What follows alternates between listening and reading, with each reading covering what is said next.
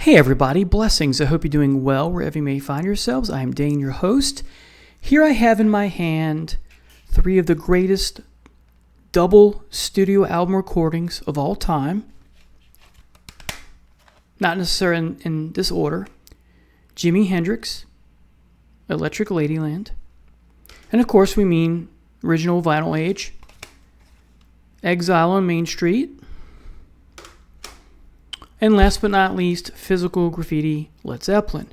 Now, I've done a video already, probably one of the first videos I did, thereabouts, or at least in the first 3 or 4 months when this channel started, of my top favorite double studio albums of all time. And as I want to do, I cannot but help and think what could have been. So today's video is about 15 or 16 or 17 bands thereabouts I wish did a double studio album. Now when I say that, let me be clear. There are no live tracks, so some double live albums, it's 3 sides and then there's some live material, or you have a bonus disc with demos and alternate versions or alternate live versions, or things from the vault that they put out years later. That's not what I mean. I mean, if only these bands would have put out a double studio album right off the bat as part of their discography. Not a posthumously released album, and so no live material, no greatest hits live, not a deluxe edition, not an expanded edition, not an expanded deluxe edition or deluxe expanded, whatever. And when I mean also, part of the parameter is we're talking about the original Vinyl Age. Because if you look at some CDs, if you take Rush's Clockwork Angel and you get it on vinyl, it's a double vinyl record. But when it was released, originally it was on CD, so that's not what I mean. So we're talking about back in the day, the original Vinyl Age, not the resurgent Vinyl Age or whatever people are calling it. That's what I call it, I guess. I'm going to say the best for last, I guess, but there is no really true ranking here. So let me start with The Doors. I think The Doors missed the boat. There's a subtitle, I guess you could call this episode, Bands Who Missed the Boat on putting out a double studio album. The Doors, I think, definitely could have put out a studio album. And what I mean by that, if they wanted to. I don't mean because they had things in the vault. That's what I mean. It's just a missed opportunity had they had the desire to, hey, let's, other bands have put out double studio albums. Let's jump aboard that train kind of thing. As you know, the Doors were known to have some epic tracks. The End, Soft Parade. There's at least one in every album, right? I think the first album is 2. That's End Side 1 and Side 2. Correct me if I'm wrong. But because of those epic tracks and because of just the lead man or the front man, Morrison, with his wanting to be, not just a musician but a poet, because he was well read in Blake and Arthur Rimbaud and, Tom Verlaine and the French poets, essentially, and the British Romantics.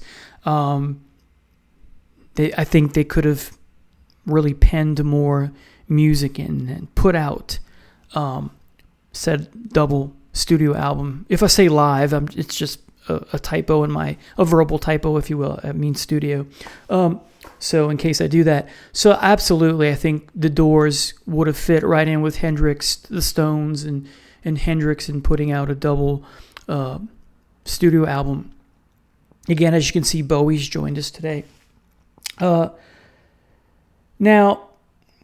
the next one I think definitely would have been something else, and that is Thin Lizzy. Again, very much like Jim Morrison, but in a different way because of the uniqueness of Phil Lynott. Also a poet. Now, I don't know if he read Blake and Arthur Rimbaud and, the same poets that and writers that Morrison read, but very poetic in his own right, rightfully so. I think there was another missed opportunity here. There could have been, a concept piece. Jailbreak could have been a concept album in many ways. You look at the album cover and, I don't know, I fantasize about this all the time, or I dream about this all the time, or daydream about it all the time. I just think with the poetic themes and all the things going on in Phil Lynot's life and on the stage and on the road, and his wonderful desire to rock but also do ballads and everything in between, experiment, that last album, Thunder and Lightning, go into heavier waters. I think it would have been a great treat to have a double studio album from Thin Lizzy. All right, next, and for many of us, this is probably an obvious choice, and that is Kansas. Now, before I go into Kansas, let me say this very quickly. Most of the bands, if not all of them I'm mentioning today, the reasons that I think they passed up a golden opportunity to release a double studio album, whether a concept piece or not, doesn't have to be a concept piece, but double, is because of the following. Some of these bands, or many of them, are known for their epic flourishes. They're known for their light and shade and everything in between, both acoustic and electric, that hybrid type song, right? Think Stairway to Heaven, even though that's not a prog song. Doesn't have to be proggy. So experimentation is another element. And the next one, as I was about to mention, having prog sensibilities. And I think experimentation coupled with prog sensibilities and instrumentation lends itself well to a double album. And of course, the light and shade thing, because of the marvel that is this. You have, think Foo Fighters, right? In Your Honor. You have a lot of rock and roll, heavy, electric stuff. If it's not heavy, it's still electric. And then you have the singer-songwriter or the slow tunes like 10 Years Gone and Down by the Seaside and things like that. And then another element would be story-type lyrics or very poetic lyrics, something that's like a narrative, right? Not a party song, something that it's very cerebral, right? And all these bands are very cerebral. Phil Lynott, very cerebral with his poetic genius. Jim Morrison as well. So back to Kansas. Because of their prog sensibilities, Kansas definitely would have been a great choice for a band with a double studio album, maybe even two, because of all the instrumentation, two guitarists, so you have twin guitarists, you have an underrated bass player, if we could have heard more from him, a violinist, that works wonders for setting up a double album. You could have brought back some of the ballroom blues stuff that Steve Walsh was wont to do in the first 2 or 3 albums, right? That would have made, think Dust in the Wind, right? Very, acoustic, right? So you could have had more of that. Think on Left Overture with Magnum Opus, long instrumentation, all instrumental, with the exception of the a cappella part of Steve Walsh singing, it's a foolish game and all that, that it's his part to shine vocally. But anyway, so I think Kansas would have been a great treat for all of us to have a double studio album, because just a wonderful group of musicians in their own right. They could have put something together. Anyway, next is Styx. For many of the same reasons I just espoused for Kansas. If you look at things like Equinox and Crystal Ball, there's some proggy stuff there, or hints at proggy. There's the light and shade, right? And you have the concept piece that is Paradise Theater. Although it's a bad album, you have the concept piece Kilroy Was Here, mostly bad. There's a few good songs there.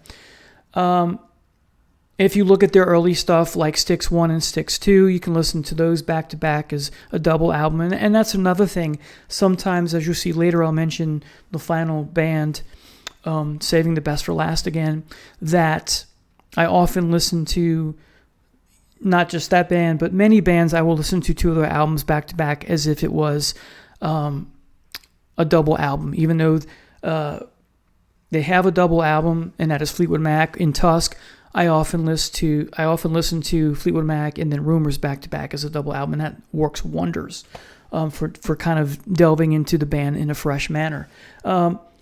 So back to Styx, because of an album like Grand Illusion, because of an album like Pieces of Eight, listen to those two back to back, and recently with the new singer, or relatively new singer, they've done those two albums back to back live. So definitely Styx would qualify as a band that could have, done a double studio album, and it would have worked. And that's the key point of today's video. These definitely would have worked, I feel in my heart of hearts. Next is Rainbow. And by Rainbow, I don't mean the Joe Lynn Turner or Graham Bonnet era. I mean the Ronnie James Dio era. And especially because of the album Rising. You have these long flourishes, especially side 2. It so could have worked with the band. I know Ronnie wasn't big on, because there's this wonderful video. The footage is terrible. It's in 2 or 3 parts, and Ronnie's sitting on the bus, and he's still got most of his hair, if not all of it, and he's being humble and yet proud of his work at the same time. And it's the digipack versions, and he's got them spread out on the table in the bus, the tour bus, like cards. And I don't know who's interviewing because it's dark and grainy, but he's talking about how he likes the first album better than the second, although he likes the second. But the problem he had with the second album was just too many long drum solos and guitar flourishes and blah, blah, blah. But if you look at, I just did a video the other day on, they re-released Live in Munich, and you have this 25-minute version of Still I'm Sad. Can you imagine a 25-minute studio version of Still I'm Sad? That would have been great. Or extend 16th Century Greensleeves with, 3 solos, and, I'm exaggerating. Well, maybe not exaggerating. That's kind of hyperbolic, I guess, but that could have been fun. Do some more acoustic numbers like Temple of the King. Again, you have the light and shade. You have the progginess with the second album.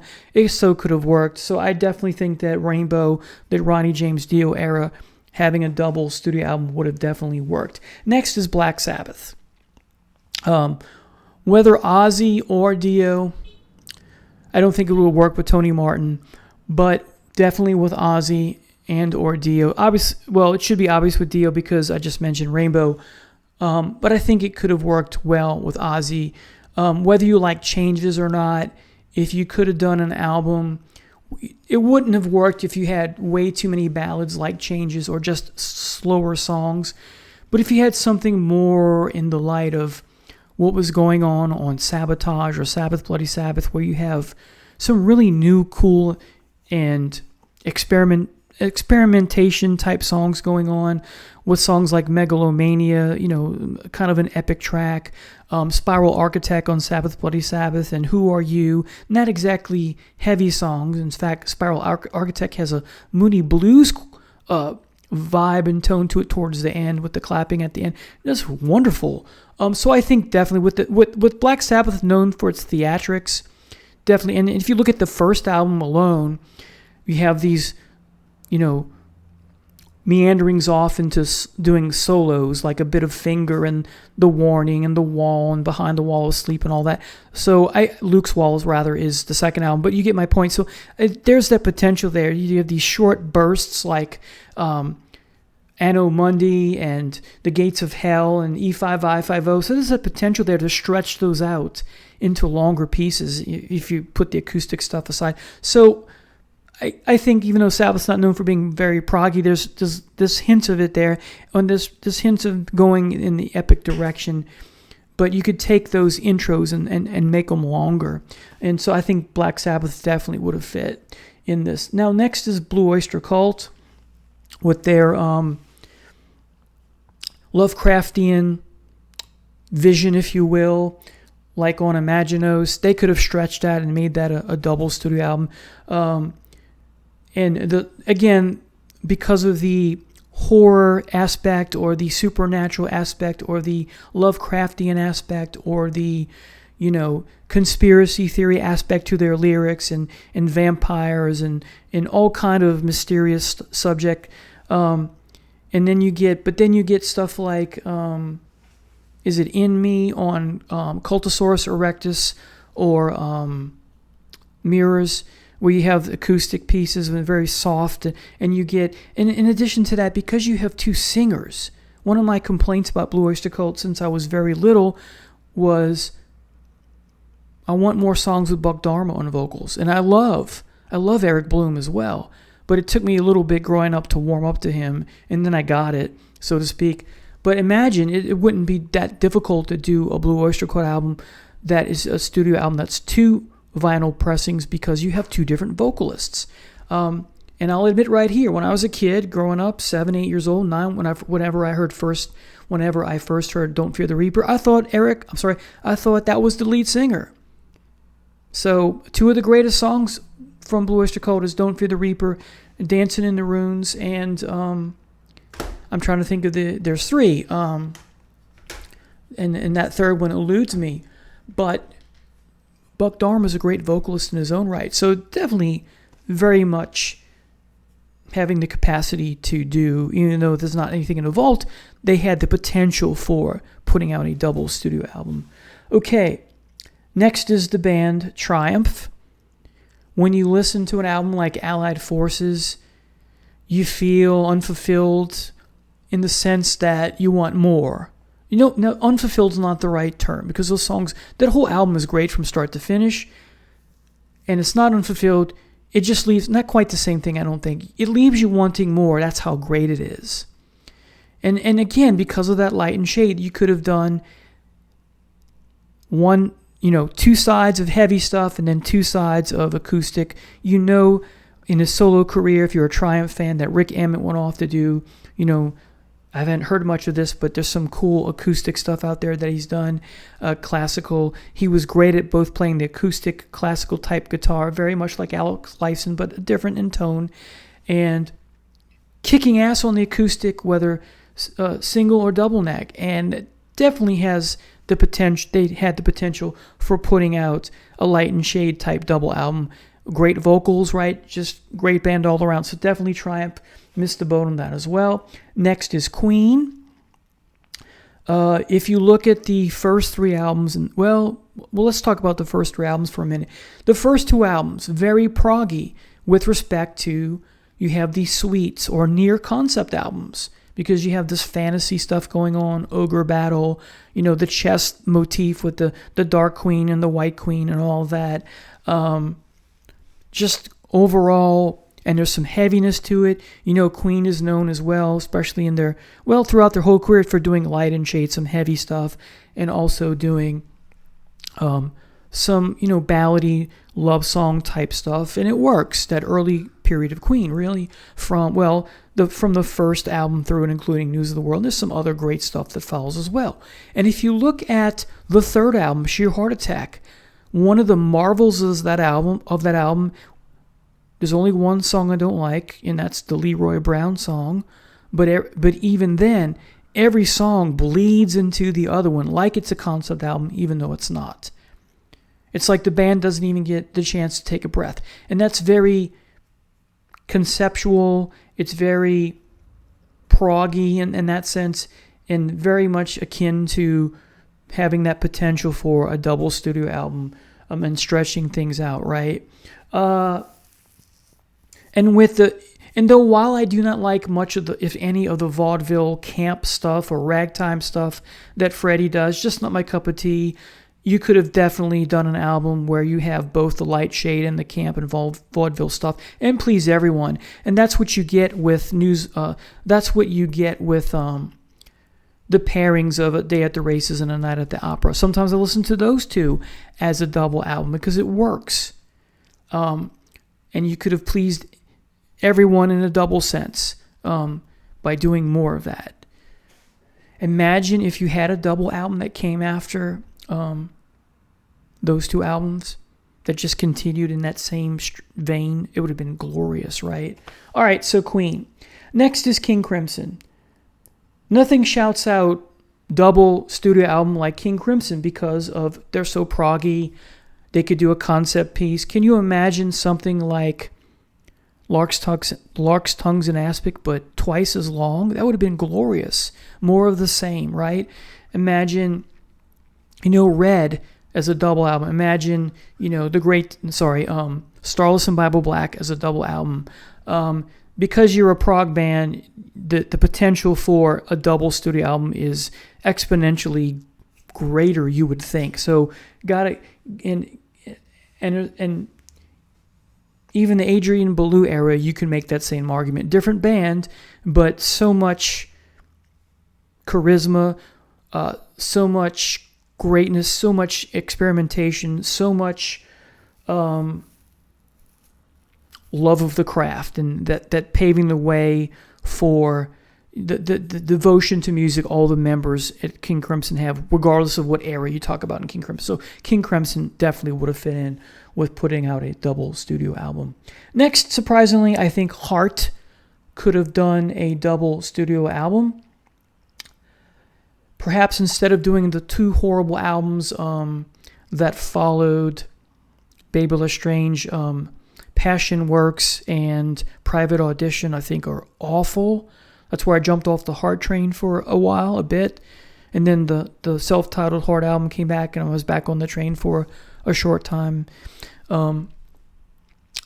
Because you have, again, the acoustic with Nancy Wilson, and you have the heavy stuff with the songs like Barracuda. If you listen to Dreamboat Annie, it's almost a concept album in its own right, if it's not one in its... Sometimes I think it is. I'm not sure if it is. I don't think it's gone on record as, but, there's the motifs of, coming out this morning into the sun, that thing, riding on the diamond waves, my little darling one, right? So you have the reprise of that. It's 2 or 3 times, right?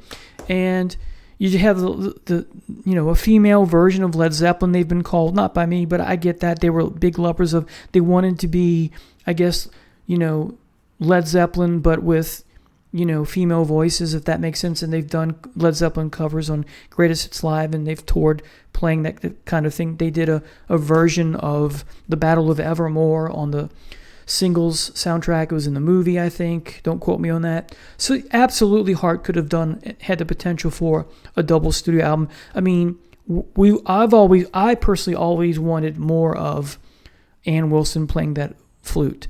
When you have songs like Sing Child Sing, one of my favorite Heart songs of all time, you have the light and shade, as I mentioned, the heavy, the light, and everything in between. You could have had some even prog stuff there because of the flute, or not the flute. But definitely you could have had a double studio album. I mean, you go from Dreamboat Annie to Little Queen, which are so different night and day. Absolutely, you could have done that. Next is Mott the Hoople. When you listen to their kind of country-esque album, right, which is Wildlife, which I think is wonderful, and then they have some glam stuff in the later part of their discography with Mott and then the Hoople. Thought I hit the microphone. You have some heavy, you have some light, you have some acoustic, you have some electric, right, and you have some poetic lyrics from Hunter himself, like Lynott and Leno and Morrison, although a different poetic styling and leanings. You absolutely could have had something akin to this, or this, but Mott the Hoople style, absolutely, because there's so many different textures in Mott the Hoople. As short as their discography is, there's much to listen to that's just absolute gold or platinum or just gems. They're just a gem of a band, so absolutely. Whitesnake. I think Whitesnake in the blues era, from the first album Trouble through and including the UK version of Slide It In, you could have had a double bluesy type album, something not quite akin to this, but I would say because David Coverdale's that passionate romantic that he is, but also a lot of songs about, relationships, about being in love or wanting to be in love or missing being in a relationship, but also a lot of songs that are about, just physical contact. That would have made a great double album. You would have your heavy stuff and then your ballady stuff. So absolutely, Sometimes I listen to North Winds and the Whitesnake solo album back to back as a double album, so that could have worked. Perhaps you could have done that with when they went more mainstream with Whitesnake 87 and the American version of Slide It In. Sometimes I listen to those two as if it were a double album, so that could have worked definitely as well. Deep Purple. When you listen to the David Coverdale era, I'll get to Ian Gillan in a minute. I think definitely in the David Coverdale era, because of what I just said about Whitesnake, the light and shade, whether Tommy Bolin or Richie Blackmore, I think it would have fit. Now, if we talk about Ian Gillan for a moment, when he was in the band, I think this still would have worked. Imagine something akin to this, but Ian Gillan style, right? Where you have, now I don't mean the Dylan-esque Anyone's Daughter, because I don't like that song on Fireball, but if you had, the heavy stuff like Child in Time and Bloodsucker and Flight of the Rat and Smoke on the Water and Highway Star, but you also had not anything too soft, but just kind of some jammy stuff, because like David Coverdale's era, you have some long stretches like Space Truckin'. Do more of that, right? The live stuff, very stretchy. You're stretching things out. You totally could have done some more epic stuff. So definitely, you had the first album with Ian Gillan on it, the concerto piece, right? That originally came on vinyl with the Philharmonic Orchestra. That's very proggy in a way, because you're combining classical music with hard rock. Absolutely, Deep Purple definitely qualifies as a band that could have made a double studio album. All right, next is Uriah Heep for many of the same reasons that I mentioned Deep Purple, but Uriah Heep especially because of epic tracks like Salisbury, epic tracks like July Morning, epic tracks like Paradise / The Spell, and The Magician's Birthday. So there's 4 right there. Those are the big 4. And then they kind of went away from that, definitely in the Bernie Shaw era. You have Firefly's kind of an epic track, and Fallen Angel to some degree. So yeah, it could have been done. It would have worked better in the Byron era. And, going back, a real return. Imagine if Return to Fantasy was a true Return to Fantasy album. I've spoken about this before, because the album cover doesn't have a Roger Dean artwork.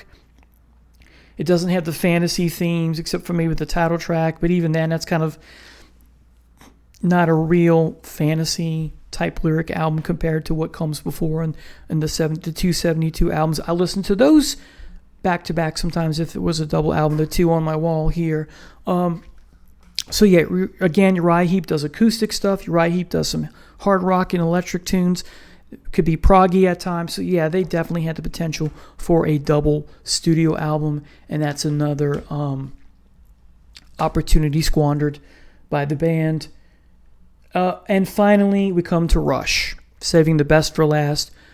Of all the bands I've listed here, the one that I think the most that I wish had done a double studio album, again, in the original vinyl age, is Rush. And of course, I listened to Farewell to Kings and Hemisphere back to back as a double album. Sometimes I even listen to Permanent Waves and Moving Pictures back to back as a double album. And I've spoken about these 4 albums before.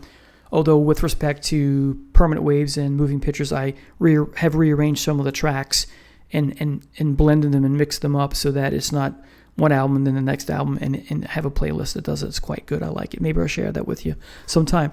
So, but I think Rush is the best candidate for this because of specifically Farewell to Kings and Hemispheres.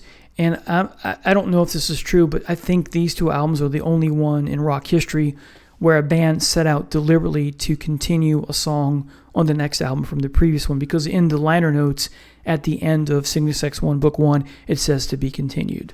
Who knows? So that qualifies it in many ways to listen to it as a double album. But had Rush done a studio album that was a true double album, they have all the makings of a wonderful double album. All the elements that I listed here, they have those epic flourishes. They have these long-winded intros like on Xanadu. They have the tools of the trade, even though they're a trio. You have the wood blocks and the chimes and the glockenspiel, right? The Farewell to Kings album, very Genesis-like. They were listening to Yes and Genesis at the time, so it spilled over into their desire and devotion to wanting to do a true, pure prog rock album, right? Although in many ways, Caress of Steel and 2112 are close to that as well. They have the penchant for light and shade, the acoustic stuff that Alex does, like Jimmy Page with the double neck Gibson, although his is white, and the heavy stuff, the propensity for epic tracks like YYZ, even though it's not that long, but definitely La Via Strangiato, Hemisphere, Cygnus X1 Book 2, Cygnus X1 Book 1, I said Xanadu already, A Farewell to Kings, the title track, right, pretty long, and so many other long tracks. By Torn the Snow Dog, the stuff on Caress of Steel, I could go on and on. The Camera Eye. So absolutely they could have done a double studio album, and it could have been a concept album as well, but it didn't have to be. But yeah, in addition to what I said, they're known for their experimentation. They're known, of course, for their prog sensibilities. They're known for their strong narratives and strong lyrics because of Pert, and of course because of their instrumentation, as I said. So those are the bands of the 17 or so that I listed. The ones, I think all of these would have worked, but the ones that I think would have been, I think all of these bands, had they done a double studio album, they would have been very successful. But of those, the ones that I think would have been uber successful would have been Rush, Uriah Heep, King Crimson, Queen, Triumph, Rainbow, Kansas, and The Doors. Anyway, thanks for watching and take care. See you later. Bye.